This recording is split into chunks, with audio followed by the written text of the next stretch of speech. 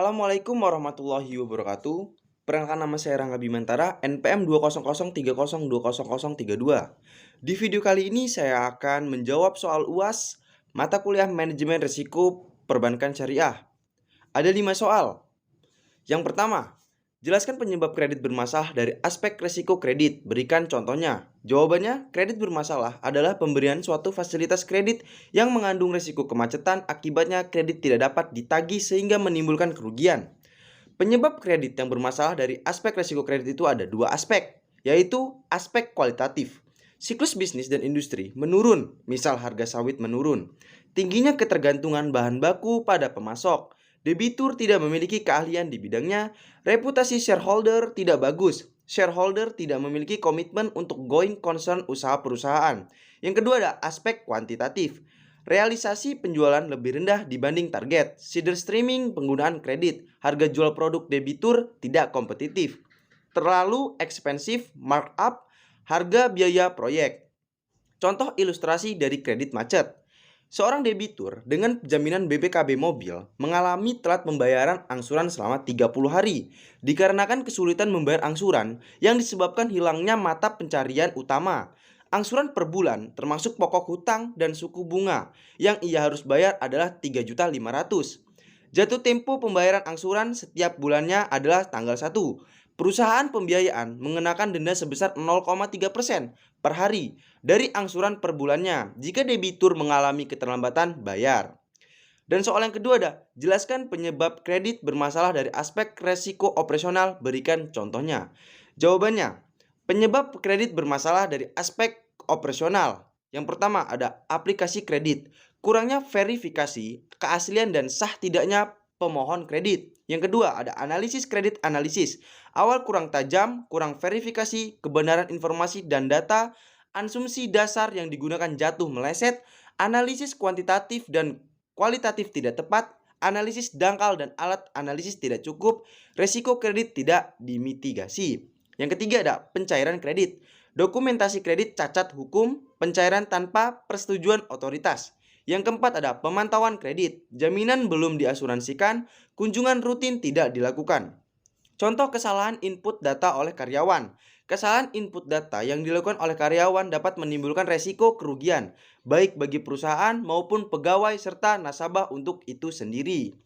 Soal yang ketiga, bank perlu memahami konsep sebab atau cause, kejadian event, akibat atau efek sebelum melakukan proses identifikasi, pengukuran dan analisis atau risiko-risiko operasional yang dihadapi.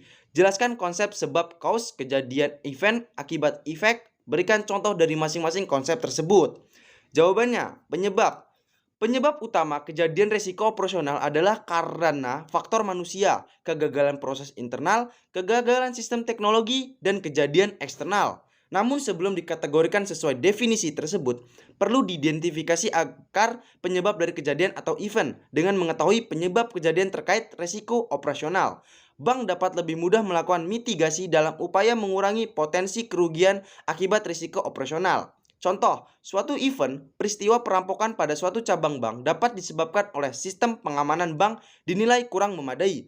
Lokasi bank terletak pada daerah yang rawan perampokan, kurang bekerja sama dengan pihak kepolisian dan atau sebab lainnya.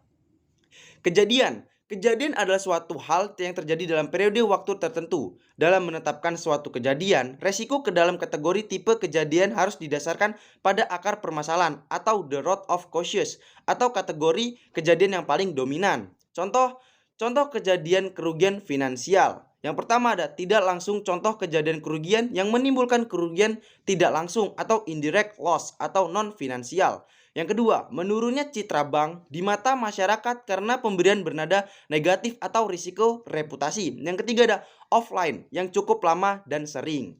Yang keempat ada dampak, contoh kejadian kerugian yang menimbulkan kerugian finansial atau langsung atau direct loss antara lain. Berkurangnya nilai aset atau write down, penurunan langsung pada nilai aktiva disebabkan oleh suatu kejadian kerugian operasional.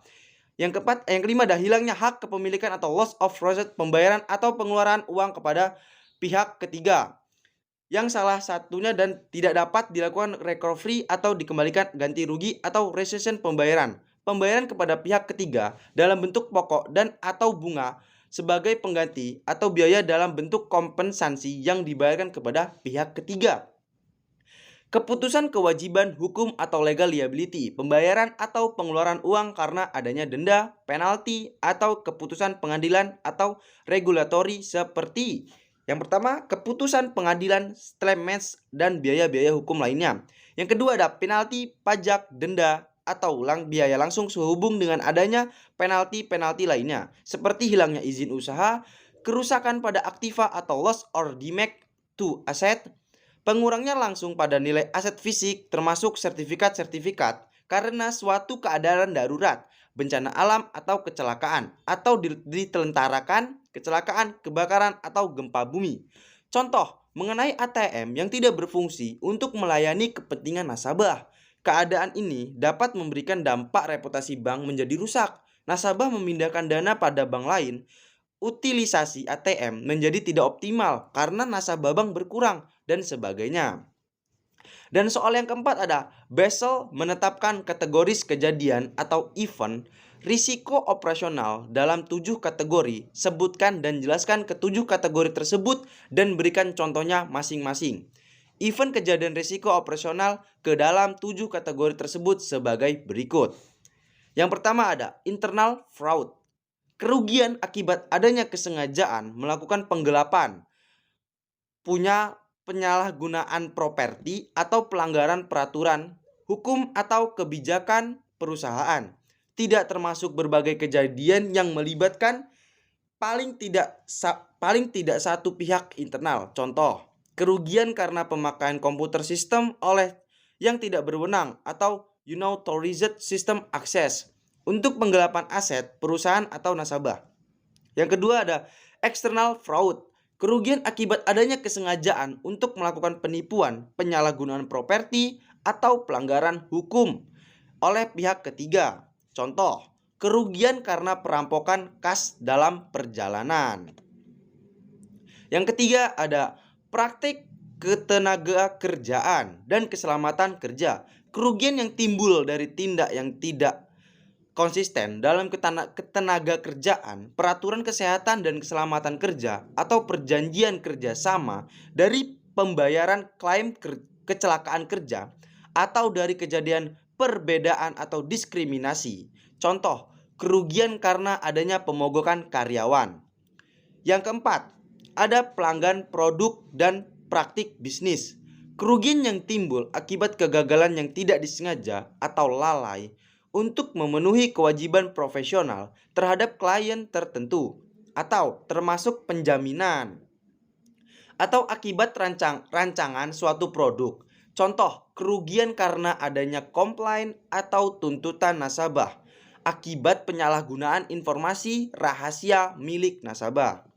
Yang kelima ada kerugian atas aset fisik. Kerugian yang timbul dari kerugian atau kerusakan atas aset fisik akibat bencana alam atau kejadian lainnya.